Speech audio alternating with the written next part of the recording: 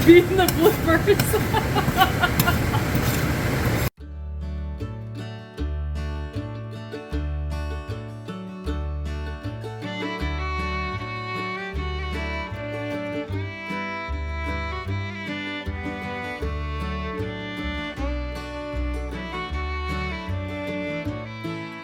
Hi you guys, welcome back to Kirshner Farmstead. If you're new to our channel, my name is Kirsty and this is Colton, our third son.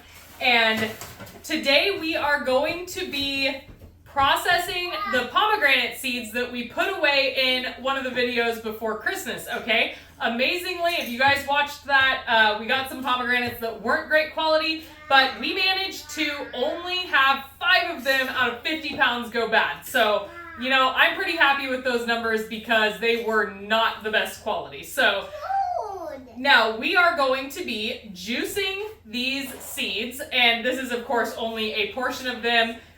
We already have the rest of it wound up being 1.5 gallons of juice, and this is the last of them, okay? So we are going to be taking at least part of the juice and making it into jelly today. All right, so let's get started. We are going to be using our juicer, and then also we will be taking the pulp and wringing it out because our juicer does leave quite a significant amount of juice in the pulp when it takes it out, so it'd be a major waste. We'll show you in a bit, all right? Okay, so let's get started, and we will get juicing.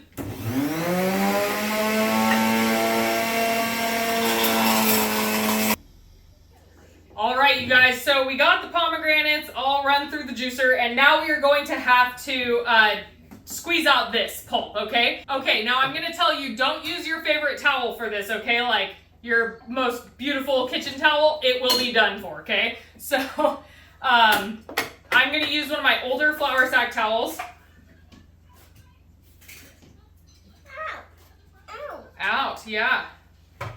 Make sure that you unplug your juicer before you do this. Mine does not have the best safeties on it. That's why Colt only gets to watch and not help because it just makes me a little nervous. Why? I know. Okay, guys. Look at how much juice was left in that pulp, okay? I'm sure that the higher quality juicers probably don't leave this much juice behind, but make sure that you check your pulp before you just dump it out, okay? Because that's a significant amount of juice that's left in that pulp.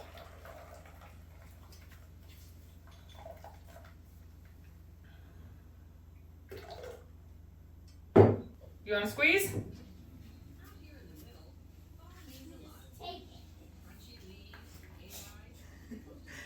Good job, buddy. Is that juice? Yeah. All right, you guys, we have 7 cups of sugar in our pot, and we are going to add 4 cups of our pomegranate juice in. And a 1/4 cup of lemon juice. Now we are going to turn our stove onto high and give this a good stir, making sure that none of the sugar is stuck to the bottom, okay? Because it can make like pockets. See how that was dry under there? You don't want any dry sugar touching the bottom of your pot or it will definitely burn. And if you do not have a heavy bottom pot, I suggest that you make sure you stand over your pot at all times and keep stirring. Okay, we're gonna bring it up to a boil and we will be back. All right, you guys, when our jelly comes to a rolling boil that cannot be stirred down, you are going to time it for exactly 1 minute, okay?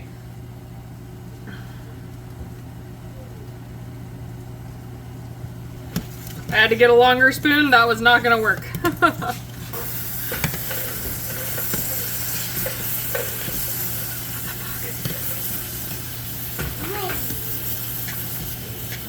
Awesome. Oh my god, it's on fire.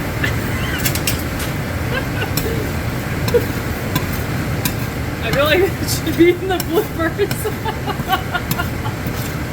All right, you guys, it has been boiling for 1 minute. Now we are going to add our pectin in.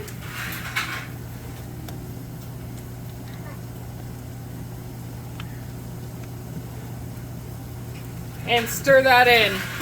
And as soon as it comes back to a boil, we are going to set it for 1 minute. Okay, you guys, we're back to a boil. See, even us seasoned canners have accidents sometimes. I haven't had a pot boil over like that in a long time. Now you are going to make sure you stir the entire time so that it does not stick or burn to the bottom at all. All right, you guys, and off the burner it goes. All right, you guys, I haven't had a boil over like that in a while. That was fun. Let's get this in our jars. We are hot packing today. That means that our jars are hot, our product is hot, and our water bath canning pot is hot. So if you don't want the foam on the top of your jelly, you can scrape that off. It doesn't hurt your end product at all, but it will discolor over time, okay? All right, you guys, so a couple things. One of the reasons why I always put an 8-ounce jar with my jams and jellies, not just pints, is so that in case I don't have enough to fill a pint, I will have that, and we wound up with a perfect amount. We have 4 pints and 1 8-ounce jelly jar. All right, so I like to take a paper towel and dip it into my water bath canning pot so the water is nice and hot to get those rims nice and clean and have nothing sticky on there, okay? And then we are going to put our lids on just fingertip tight, which means you are going to put the ring on until you feel resistance and then go a quarter turn farther, okay? All right, now we are going to get these into our water bath canner for 15 minutes, which is the pint size. I just processed the 8-ounce for the same time, and then we will be back to finish up this video. All right, thanks for sticking around, guys. All right, you guys, so that is the end of our pomegranate jelly video, okay? So we got all of them done. They have all sealed. We are going to let them sit undisturbed on the counter, not right in the middle of my kitchen, but we're gonna let them sit undisturbed probably back there until tomorrow, where we will then wash off our jars and take our rings off for storage, okay? Stay tuned for part 3 of our little pomegranate series. We are going to be canning pomegranate juice next, okay?